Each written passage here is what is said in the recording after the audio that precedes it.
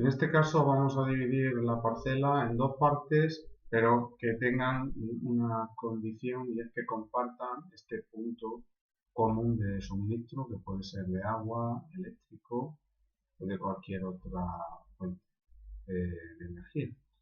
En este caso, para hacerlo, recurrimos a la orden de segregación y hacemos un trazado libre. Partiendo de ese punto común, tenemos que indicar primeramente la superficie.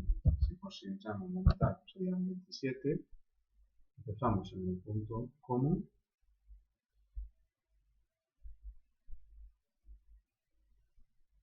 Vamos al segundo, tercero, y al siguiente punto vemos que tenemos ahí la superficie.